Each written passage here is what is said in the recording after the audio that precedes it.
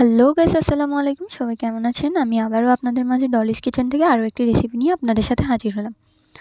তো শীতকাল তো চলছে, সবার বিয়ের দাওয়াতও চলছে। অনেক বিয়ের দাওয়াত খেতে খেতে অনেকের মুখের রুচি নষ্ট হয়ে গেছে, যেমন আমরাই।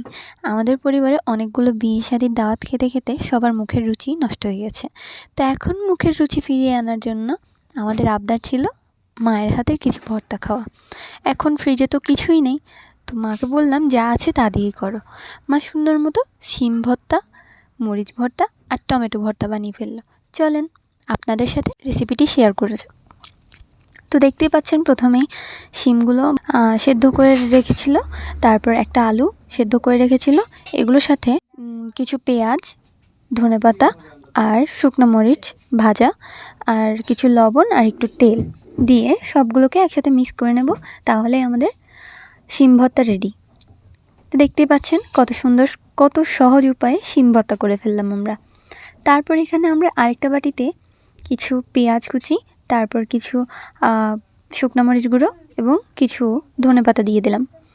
এরপর এখানে আবারও আগের মতো প্রসেসেই কিছু তেল আর কিছু লবণ দিয়ে আমরা ভালোভাবে এটাকে মেখে নেব।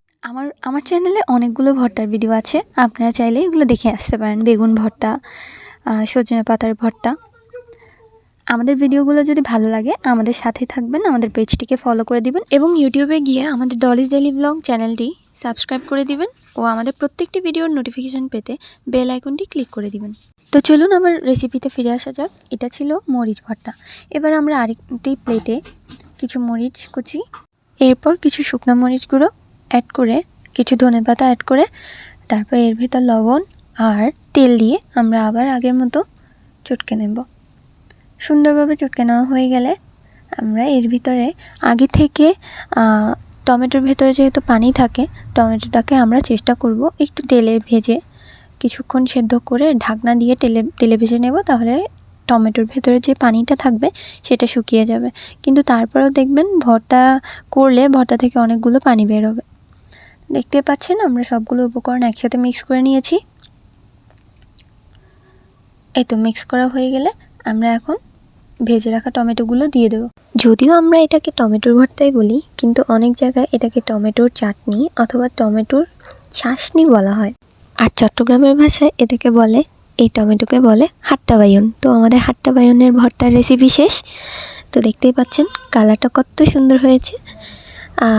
এবার আমরা একে একে একটা বাটিতে সবগুলো পরিবেশন করে দেব। এই যে দেখতে পাচ্ছেন, প্রথমে টমেটোর ভর্তা, তারপরে শিম ভর্তা, তারপরে আমাদের করে রাখা আগে থেকে মরিচ ভর্তা।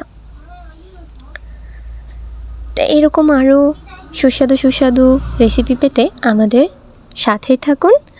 লাইক, সাবস্ক্রাইব অ্যান্ড শেয়ার করতে ভুলবেন না। Thank you so much for watching guys.